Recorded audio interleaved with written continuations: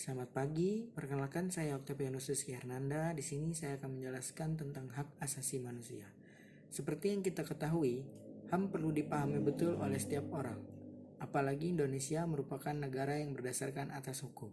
Salah satu unsur yang dimiliki oleh negara hukum adalah pemenuhan hak dasar negara berupa hak asasi manusia. Kemudian kita masuk ke pengertian HAM. Hak asasi manusia adalah sebuah konsep hukum dan normatif yang menyatakan bahwa manusia memiliki hak yang melekat pada dirinya karena ia adalah hak seorang manusia. Hak asasi manusia berlaku kapan saja, di mana saja, dan kepada siapa saja, sehingga sifatnya universal. HAM pada prinsipnya tidak dapat dicabut. Menurut KBBI, pengertian HAM adalah hak yang dilindungi secara internasional, yaitu Deklarasi PBB Declaration of Human Rights, seperti hak untuk hidup, hak kemerdekaan, hak untuk memiliki, hak untuk mengeluarkan pendapat. Selanjutnya, HAM menurut para ahli. Menurut H. Artilar, hak asasi manusia atau HAM ialah hak-hak yang sudah ada atau melekat pada tiap-tiap manusia, dan tanpa menyukai hak-hak itu, tiap-tiap manusia itu tidak dapat hidup selayaknya manusia. Hak ini didapatkan sejak lahir ke dunia. Selanjutnya, setelah pengertian, kita akan masuk pada macam-macam hak asasi manusia. Hak asasi manusia dikategorikan menjadi 6 macam HAM yang bisa menimbulkan sebuah pelanggaran.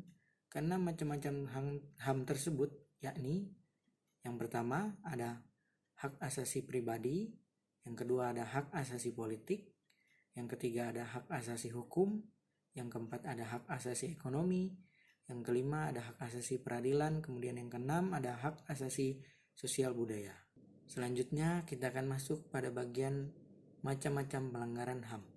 Menurut UU RI nomor 26 tahun 2000 tentang pengadilan HAM telah dijelaskan mengenai pengertian pelanggaran HAM. Pelanggaran HAM adalah setiap perbuatan seseorang atau sekelompok orang termasuk aparat negara, baik disengaja atau kelalaian, yang secara hukum mengurangi, menghalangi, membatasi, dan mencabut HAM seseorang atau kelompok orang yang dijamin oleh undang-undang ini, dan tidak didapatkan atau dikhawatirkan tidak akan memperoleh penyelesaian hukum yang adil dan benar berdasarkan hukum mekanisme yang berlaku. Yang pertama adalah kejahatan genosida. Kejahatan genosida termasuk dalam jenis pelanggaran HAM berat yang berada dalam yurisdiksi International Criminal Court.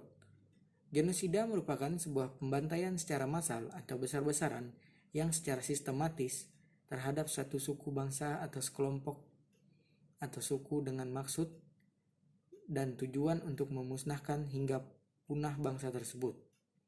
Salah satu contoh kasus kejahatan genosida adalah pembantaian di Rwanda yang membantai suku Tutsi yang terjadi pada tahun 1994 oleh suku Hutu. Selanjutnya ada kejahatan kemanusiaan. Kejahatan kemanusiaan ini merujuk pada jenis pelanggaran HAM pada tingkat pembunuhan massal yang terjadi secara sistematis yang meluas ditujukan kepada suatu kelompok penduduk sipil yang meliputi aksi pembunuhan, pemusnahan, perbudakan, penindasan pemaksaan penduduk, dan perampasan berat atas kebebasan fisik. Selanjutnya ada pelanggaran HAM ringan. Pelanggaran HAM ringan adalah bentuk pelanggaran yang tidak mengancam keselamatan jiwa namun harus tetap dilindungi karena sangat berbahaya bagi individu. Beberapa pelanggaran HAM ringan sebagai berikut. Yang pertama, melakukan penganiayaan. Yang kedua, melakukan hal yang berakibat dapat mencemarkan nama baik seseorang. Yang ketiga, menghalangi seseorang untuk menyampaikan aspirasinya dengan berbagai cara. Oke, sekian video dari saya. Kurang lebihnya mohon maaf jika ada salah kata-kata. Sekian dan terima kasih.